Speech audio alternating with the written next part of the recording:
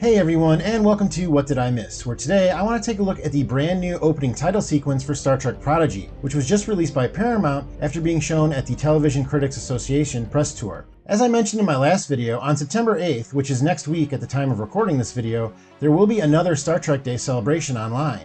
If you remember, Paramount did one last year that had a lot of announcements as well as some really interesting panels with a lot of different people that are responsible for creating Star Trek, like the actors as well as other members of the creative team behind the production of these shows. On that day, there were also new trailers that debuted and some release dates for their upcoming projects were divulged to the public, and I think we will also be getting a lot of those this year as well. In case you are not aware, September 8th, 1966 was the date when the first episode of Star Trek to air on television, The Man Trap, first aired. A lot of people confuse that the first episode to air was The Man Trap because it was actually the 6th episode of Star Trek filmed, but that was the episode the network decided to air first.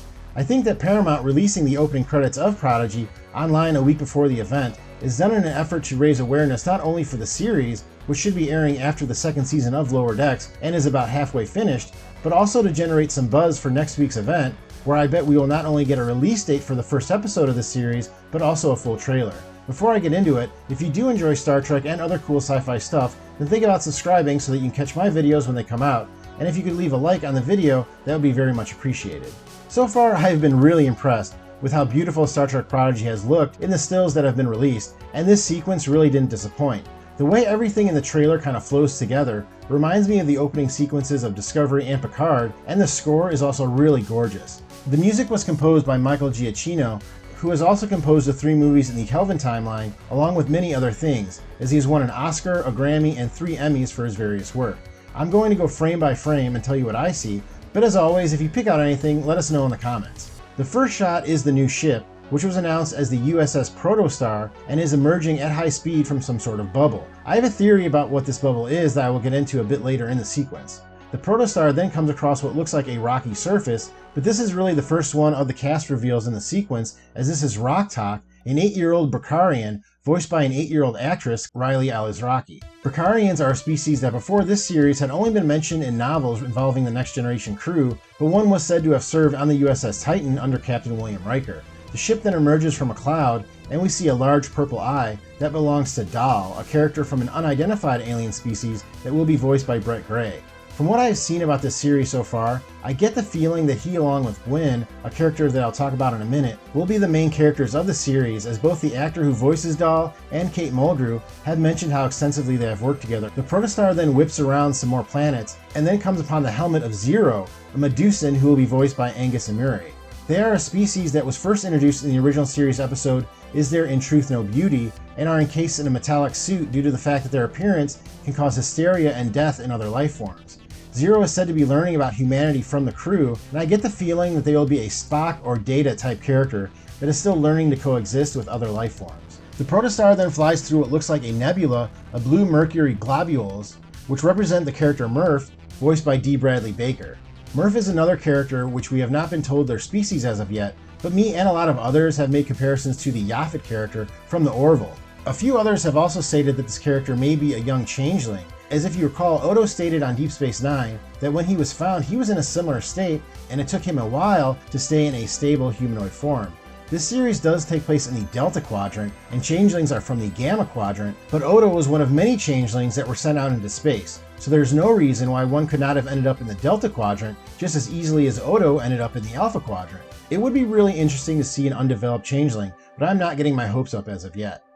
We then follow the Protostar through what looks like a metal corridor, and then past an outstretched hand, which belongs to Jankum Pog, a 16-year-old Tellarite who will be voiced by Jason Matsukas. After listening to the cast talk about their characters, I am really looking forward to seeing this guy, as I think the actor they have voicing him is hilarious, and it is obvious from listening to him talk about his experience that he loved voicing the character and being a part of Star Trek.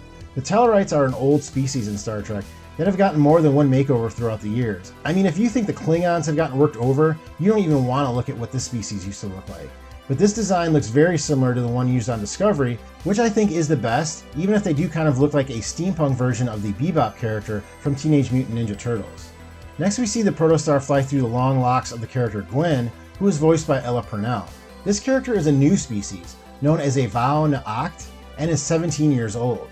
While other characters have been listed as prisoners of the asteroid Tars Lamora, Gwyn may just be a resident there, as her father, a character known as the Diviner and voiced by the legend John Noble, runs the facility and is the main villain going into the first season.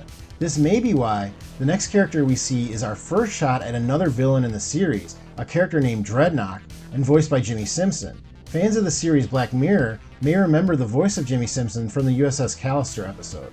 This character is reported to be the android enforcer of the Diviner, and I love the design as it has a very Terminator feel to it. We then get a shot of the protostar and it looks like it is leaving a trail of blue behind it, but if you freeze the frame, you can see that this stream is actually created by a bunch of LCAR's monitor screens. These screens then start to form together to create a body, and you can see a unique Starfleet comm badge. I don't think that this is a mobile emitter, as some have said, or even a new comm badge, but rather I think this is supposed to represent this new series and how it integrates with the series of the past. This is echoed by the ship flying through the hologram of Janeway, as the character very literally ties the series to the lore of Star Trek by including a holographic version of this beloved character. You will notice I said Janeway and not Captain or Admiral Janeway. Admiral.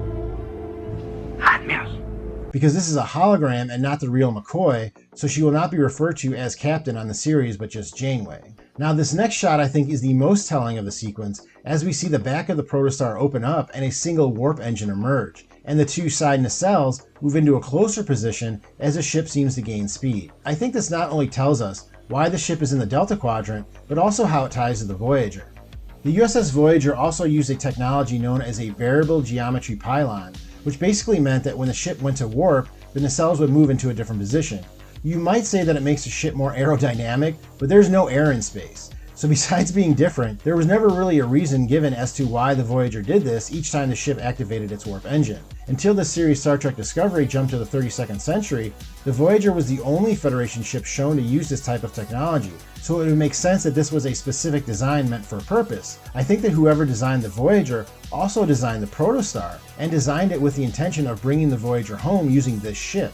The engine that arises from the back is probably an experimental engine designed to bring the crew home, and the hologram of Janeway was created to run the ship until it found the Voyager. Even with this new engine, the trip could possibly take many years and would no doubt be dangerous, so it would make sense that Starfleet would send a hologram to be in charge of an unmanned vessel on a mission with an experimental propulsion system that could take years to complete. Honestly, to me, the design of the Protostar looks very similar to the design of the USS Prometheus, which was a vessel that appeared on the Voyager episode Message in a Bottle. In that episode, the Prometheus was taken over by Romulans, and the Doctor along with Andy Dick had to stop them, but it also included a scene in which the Doctor was able to communicate with Starfleet and tell them the crew of the Voyager were alive. Since the Prometheus was involved in this episode, and this marked the first time Starfleet knew about the status of the Voyager, it would make sense that a similar ship may have been designed after this event to rescue the crew. The opening sequence ends with the ship creating the Starfleet Delta and flying into the title. Overall, I thought this was a beautiful introduction to the show, and it really gets me even more excited to see it, but let me know in the comments what you think. Thanks once again for clicking on this video. Please hit that like button if you enjoyed it, and I will see you next time on What Did I Miss?